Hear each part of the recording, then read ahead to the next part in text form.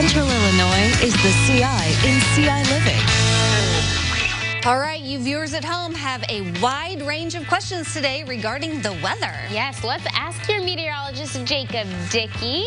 Oh, breaking news, breaking news. Oh, boy. Jacob Dickey, the award-winning meteorologist, Yeah, I got in the house. It's fun. We got the award for continuing coverage, and I got it for my storm tracker reports from the December 10th tornado. So that was a fun event to go to last night. I got to take my wife, too. That was Aw, and we you just got to dress up and have some fun. You have looked a drink or two. cute. Yes. And congratulations. Yes, big congratulations to you. It's very exciting, impressive, not surprised, though.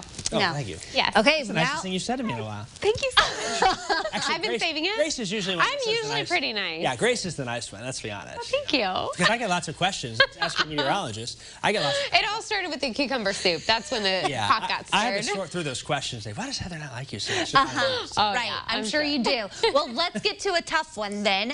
How do we see dew or fog in the morning? This is coming from Joe. Yeah, Joe sent that message about a month ago, and I never got around to answering him because we were so busy with staffing. Yes. But we're glad you're back. Yeah, it's Yeah. good. I'll be here most always now for Ask Your Meteorologist with the new Sweet. staffing. We're going to get Adam on, too, sometime. You're going to introduce him. Awesome. We're delaying that to keep him as innocent as possible. Okay. Because if he hangs out with you, who knows what will happen. Okay, Right. so the dew and fog question. That's actually a good question coming up because in the fall, a lot of times we get a lot of fog.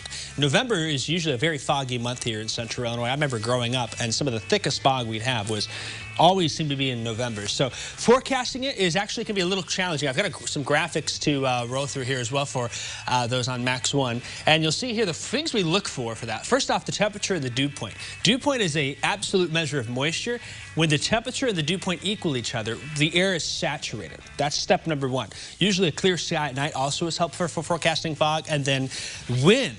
The difference between fog or dew lies in the wind. If there is no wind, odds are you're going to get dew.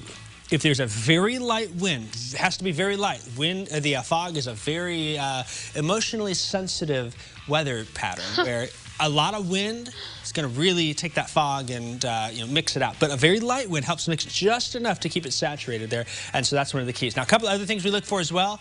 We also tend to look and see whether there's an air mass that's being advected in. In other words, is the wind pulling in more humid air from somewhere? Is there a lot of moisture in the atmosphere? I think back in that coverage, actually, from last December, before severe weather, we had fog. That was because we had warm air being pulled in. It was a very humid air mass. And then my last one, water sources. Have you ever driven by a lake or a body of water in the wintertime? That water's warmer, you get steam fog from that. So that's another thing that can be fog. There's all kinds of different types of fog, but main key between fog and dew is the wind. No wind, dew. Very light wind, fog. Too much wind, no fog. Can either cause your hair to frizz? Because I feel like when I go running in the mornings, I come back with quite frizzy hair, and it's like I can't avoid it. That's something my wife deals with too. It must be a woman thing. I don't have that problem. This hair's just. So it's gonna cause a frizz. Yeah, usually that moisture in the air. If there's, she talks a lot about if it's too dry, her hair frizzes, but if it's also humid out, her hair frizzes too. So it's you got to find that nice. You just can't win. You can't win. Well, we can win at this next question, maybe. Yes. Would you like that segue? Yeah. How soon can you predict a winter storm so we can be prepared from Shirley? So I'll quickly kind of talk through a forecasting timeline for you. 6 to 8 days out. We usually see that on the 7-day forecast. I've got those graphics if we want to get that up real quick. Usually that's what we're looking at here. It's possible we're noticing a trend. We'll start mentioning, hey, there might be something coming up. 4 to 5 days, we're looking more likely. That's when we start to look at scenarios. What might it mean for us? 2 to 3 days out, now we're talking about impacts and how should we plan. So usually 2 to 3 days out, we've got a really good idea. And then 1 to 2 days out is when you are looking for how we should react to those fine-tuned details. My analogy for that is a forest. Far out, you can see the forest there. As you get closer, you can see the leaves, and then you can see the veins in the leaves and the bark in the trees. You can get all those finer details the closer you get to that. Wow. Same thing with weather. That's an interesting analogy. I like that, actually. Well, thanks, Jacob. It's been fun. Yeah. And congratulations. Thank you. And I'll be back tomorrow, right?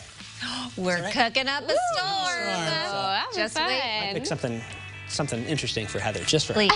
Please do. Cucumber soup. I can't wait. All right. If you would like to ask a question, you can post it on Jacob's Facebook page. You can email it to him, or you can send him a tweet on the Twitter. There's all the different ways there. So.